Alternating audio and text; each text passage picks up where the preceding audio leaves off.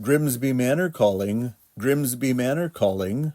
This is Sir Barkley Toodle, gentleman of Mayfair and master of wit, welcoming you to another installment of Toodle Tales. Kindly compose yourselves, ruffles straightened, tails tucked, and prepare for an adventure of impeccable absurdity.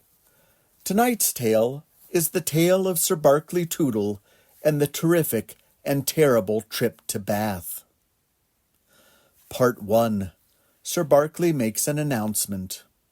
On a sunny day in June, one of the happiest and perhaps most particular souls in all the English Midlands set off on a journey. Sir Barkley Toodle of Grimsby Manor, 6th Baronet, was a sturdily built collie of dignified fluff and firm opinions. And on this day he had decided, somewhat spontaneously, that he ought to take the waters in Bath. Sir Barkley lived in a rather splendid manor, originally built as a weekend retreat for King Edward VII, although the king had once tripped over an ornamental tortoise and never returned. Still, the place had charm, turrets, and a bell that chimed in E-flat. The baronet was known across the countryside as a touch eccentric, but always brushed. His mahogany sable coat gleamed with such care that passer-by often mistook him for a walking upholstered chair.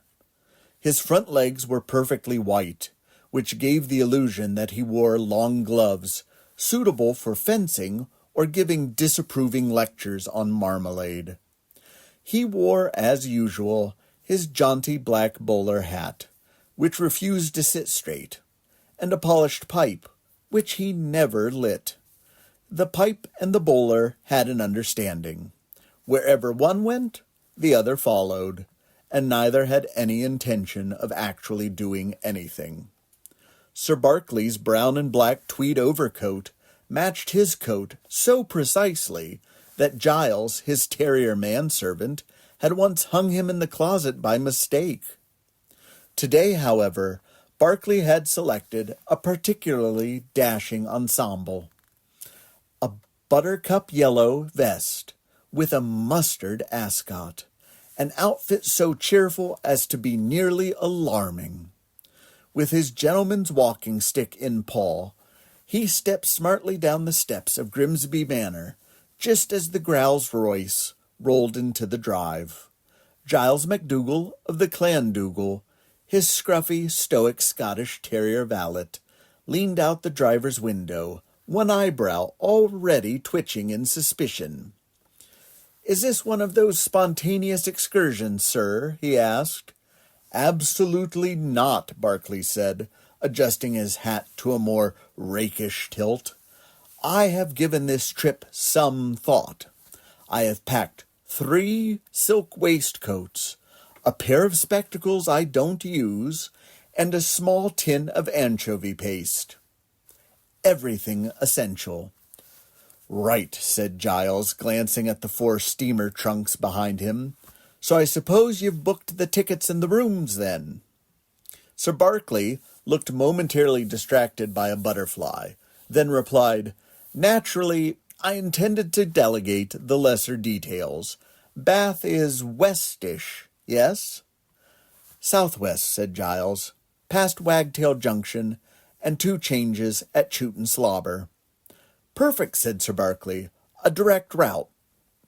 As the Growls Royce rumbled down the long gravel drive, Sir Barkley leaned slightly out the window, nose in the wind, eyes half-lidded in reflective pleasure. He murmured through the stem of his polished but entirely cold pipe. "Yes, a touch of sea salt and a definite trace of biscuit." "That'll be the pantry draft again, sir," called Giles over the motor, not bothering to turn around. "You're sniffing the scullery window. I hung the laundry this morning. Lavender starch and crumbs from cook's shortbread tin." "Ah, yes. Well, that explains the top note of sophistication," said Barkley, nodding sagely. "Do be sure we keep that particular blend in future. It inspires a mood. Aye, sir, mood of the month that is, Giles muttered, mostly to himself. Last week it was strongly evocative of Wiltshire Pete. Turned out to be mothballs and haddock. Sir Barkley ignored this. He tapped his walking stick against the seat rest with a thoughtful expression, his bowler hat now askew in precisely the way he preferred. Giles, he said suddenly, remind me, do the waters of Bath come pre-warmed, or must one make arrangements with the staff? There are staff, correct? The waters are in the ground, sir, said Giles, who had long since accepted that his employer had not read the travel brochure so much as sniffed it.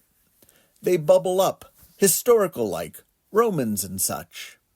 Ah, yes, said Sir Barkley, with a small, cultured shiver. The Romans, always soaking in something, weren't they?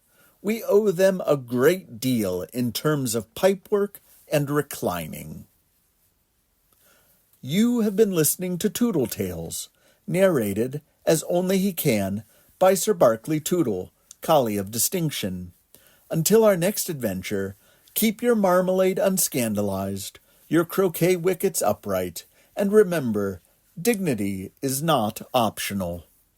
All stories and images copyrighted 2025, Philip E. Wells, all rights reserved.